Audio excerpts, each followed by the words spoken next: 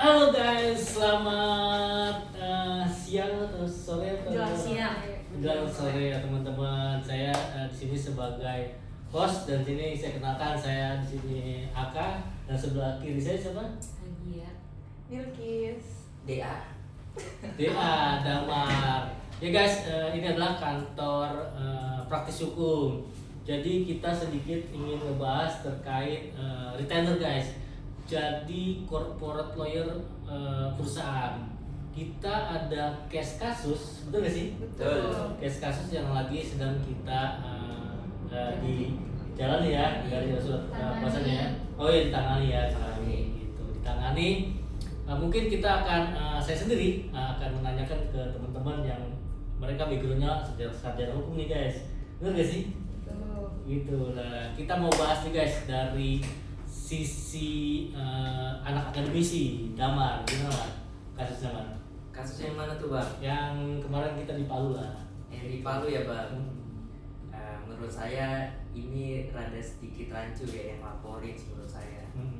Karena menurut saya yang laporin belum tahu fakta-fakta tersebut apa dan karena yang disomasi dan data yang kita hasilkan itu ada cacat hukum dan tidak sesuai dari perjanjiannya. Jadi seperti nominal apapun itu ada yang beda. Tetapi saya sarankan lapor sampai tuntas. Oh gini sedikit saya kasih informasi ke teman-teman bahwa kita sedang menangani case kasus yang antara perusahaan dan perusahaan guys kerjasama corporate lawyer dan kita disuruh tangani corporate lawyer dari suatu perusahaan nih, ibaratnya perusahaan ini sedang dilaporkan terkait ada uang penagihan yang ditahan gitu, jadi itu benar nggak sih? Betul. Nah dan kita tadi sudah minta pendapatnya dari akademisi Damar, sekarang kita minta dari Bilkis, gimana guys? Ya kalau menurut saya kan ini terkait Undang-Undang Cipta Kerja juga ya Bang. Benar. Dimana Undang-Undang Nomor 6 tahun 2016 itu terkait hari upah karyawan tuh THR itu diberikan karyawan misalkan udah nggak kerja di perusahaan kita tuh 30 hari tuh masih sebelum hari raya harus masih menerima THR itu dari perusahaan kita kan. Masih ada kewajiban ya? Iya, yang dimana itu bukan kewajiban klien kita yang memberikan THR itu ke karyawan. Harusnya lawan klien kita itu yang tetap memberikan THR itu. Oh gitu, menurut pandangan Bilkis. Terus kalau dari Hadia?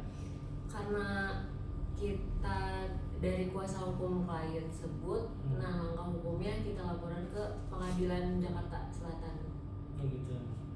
Oh gitu guys. Jadi ada beberapa langkah hukum yang kita akan ambil terutama dari kasus perdatanya mungkin, benar nggak sih teman-teman? Jadi kasus perdatanya kita ambil dan nanti pidananya pasti di polisian, benar nggak sih? Itu jadi ada dua langkah dan upaya hukum yang kita ambil, betul?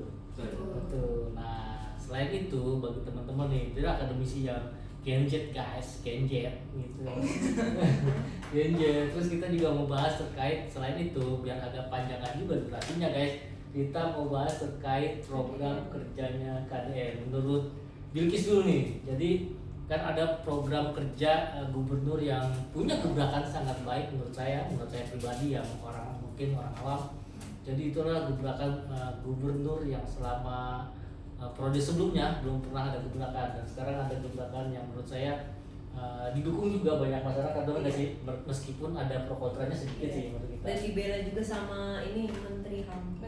Benar. Iya. Dibela kan? Dibela. Nah menurut pandangan akademisi gimana nih? Kalau menurut aku sih ini tuh kan banyak pro kontranya ya Bang terkait KDM ini ya. Ada yang bilang ini bertentangan dengan prinsip hak asasi manusia, di mana Menteri HAM sendiri itu menyetujui keputusan Deddy Mulyadi ini untuk membuat program ini, di mana banyak sebenarnya hal positif yang bisa kita ambil dari program ini. Contohnya di barak militer itu kita diajarkan kedisiplinan.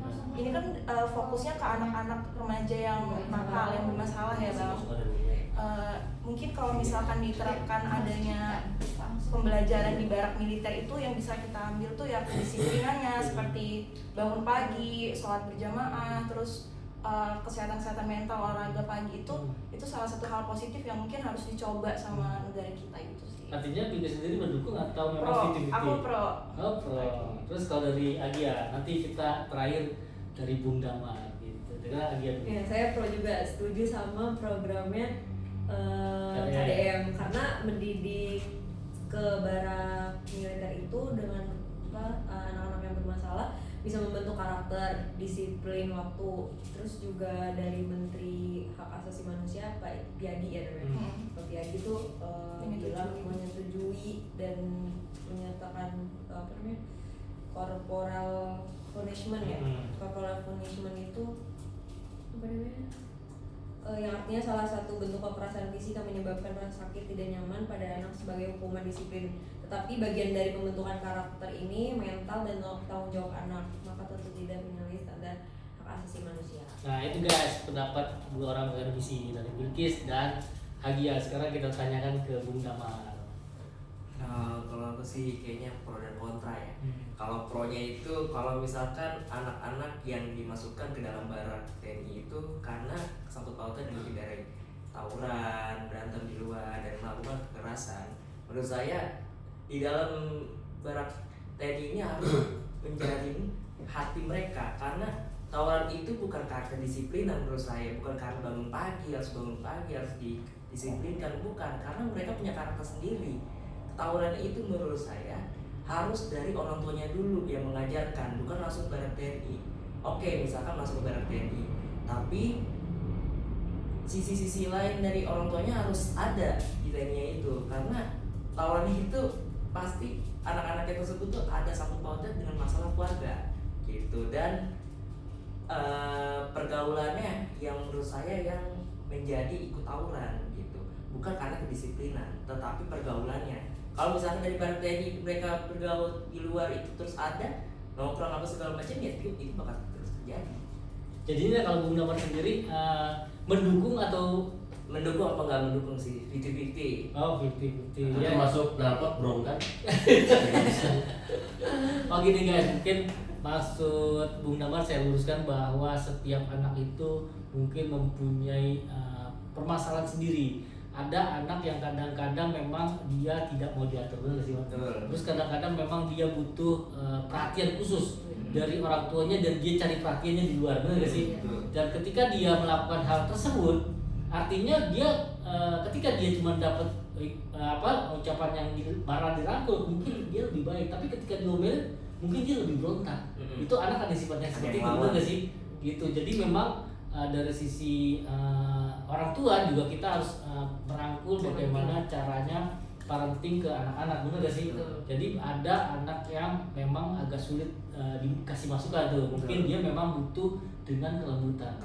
Jadi setiap anak nih guys, mungkin dari saya pengalaman, tidak ada anak yang bodoh guys, mereka hanya malas, benar gak sih? Dan tidak ada anak yang nakal, karena itu adalah lingkungan menurut saya, benar gak sih Bang? Gitu. Lingkungan dan parenting orang tua. Parenting orang tua. Jadi masukan juga nih saya mau tanya ke kalian. Jadi ketika anak-anak yang mungkin agak di luar of konteks, maksudnya ekspektasi orang tua, itu anak nih di luar keinginan orang tua. Jadi kalian itu mungkin buat pengalaman kan ya. Apa sih yang kalian lakukan ketika mempunyai anak yang seperti Pak? Apalagi anak ini adalah anak yang luar biasa lah gitu, gimana dari Adia?